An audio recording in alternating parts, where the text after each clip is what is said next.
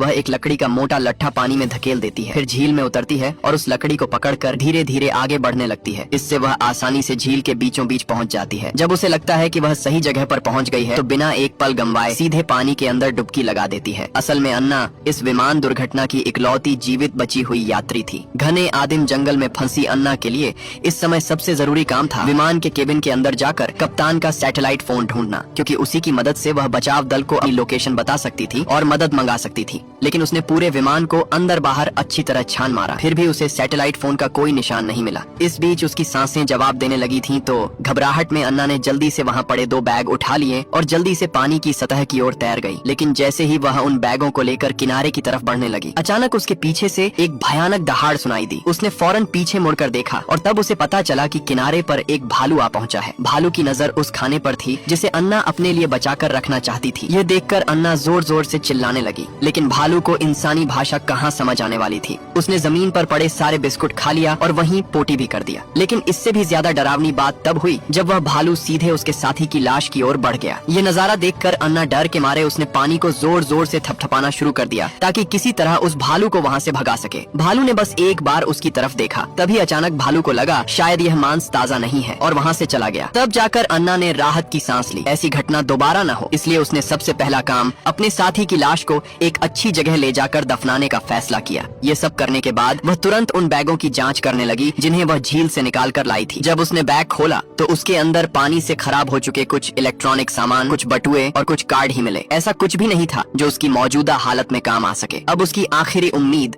दूसरे बैग पर टिकी हुई थी। जैसे ही उसने दूसरे बैग की जिप खोली, उसने देखा कि उसके अंदर की सारी चीजें प्लास्टिक की थैलियों में लपेट कर रखी गई थीं। उसने उन प्लास्टिक बैगों को फाड़ कर खोला तो उसके अंदर नोटों की मोटी मोटी गड्डियां भरी हुई थीं। अगर अनुमान लगाया जाए तो उनकी कीमत कम से कम 10 लाख से भी ज्यादा थी। लेकिन इतनी बड़ी रकम देखने के बावजूद अन्ना के चेहरे पर खुशी नहीं था, क्योंकि इस सुनसान और खतरनाक जंगल में फंसे होने की स्थिति में इतना पैसा भी उसके किसी काम का नहीं था। तभी अन्ना की नजर नीचे दबे हुए कुछ दवाइयों की शीशियों पर पड़ी। उसने उन बोतलों में भरी सारी गोलियां बाहर निकाल दी और उसमें पानी भर दी। लेकिन उसे अच्छी तरह पता था कि इस सुनसान जंगल की नदी और नालों के पानी में अनगिनत बैक्टीरिया और कीटाणु हो सकते हैं। अन्ना के दिमाग में एक शानदार उपाय आया। उसे कहीं से एक चश्मा मिल गया। उसने चश्मे के लेंस की मदद से सूरज की किरणों को पैसों पर केंद्रित करना शुरू किया। कुछ ही देर में वहाँ से धुआं उठने लगा और धीरे धीरे आग में बदलने लगी। यह देखकर अन्ना खुशी से उछल पड़ी। अब बस एक ऐसे बर्तन की जरूरत थी जिसमें पानी उबाला जा सके। तभी उसे याद आया कि विमान गिरने से पहले कई बड़े पेड़ों से टकराया था, इसलिए वह तुरंत जंगल के अंदर विमान के मलबे की तलाश में निकल पड़ी। उसे विमान का एक टुकड़ा मिल गया जिसमें पानी रखा जा सकता था। उसने उसे एक बर्तन जैसा आकार दे दिया। धीरे धीरे जब उस बर्तन का पानी उबलने लगा तब जाकर उसकी पीने के पानी की समस्या हल हुई। लेकिन केवल पानी से काम नहीं चलने वाला था, इसलिए उसने सुई और धागे की मदद से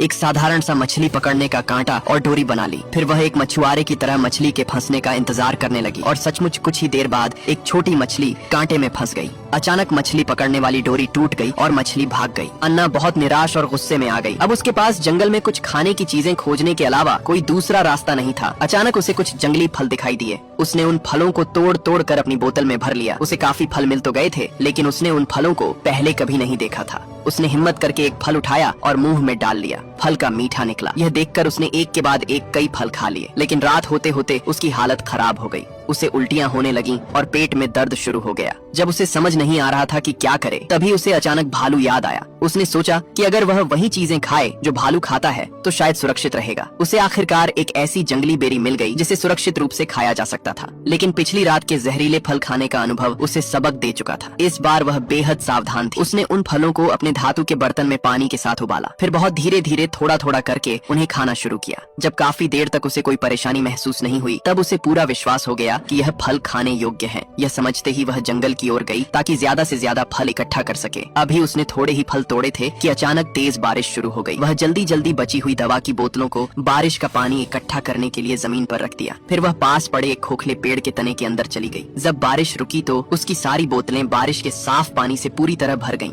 अब कम से कम कुछ समय तक उसे पीने के पानी की चिंता नहीं करनी थी। लेकिन तभी उसकी नजर दूर एक पहाड़ी की तरफ गई। उसे वहाँ किसी रोशनी की चमक दिखाई दी। यह देखकर वह चौंक गई। तो दोस्तों, यहाँ पर यह मूवी समाप्त होती है। लेकिन क्या उस पहाड़ पर सचमुच कोई इंसान था या कोई और? अगर इसका दूसरा पार्ट देखना है तो चैनल को सब्सक्राइब करके कमेंट में पार्ट 2 लिख देना।